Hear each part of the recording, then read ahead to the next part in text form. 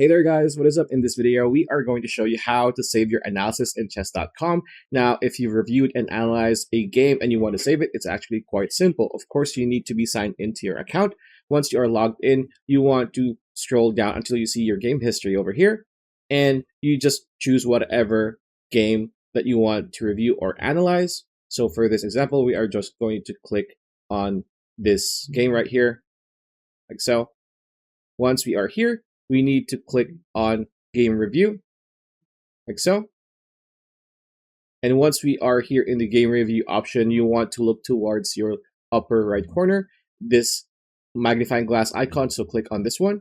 And here you will be brought to the analysis. Now, here under analysis, you want to click on the save button or save option here on the bottom right corner, like so.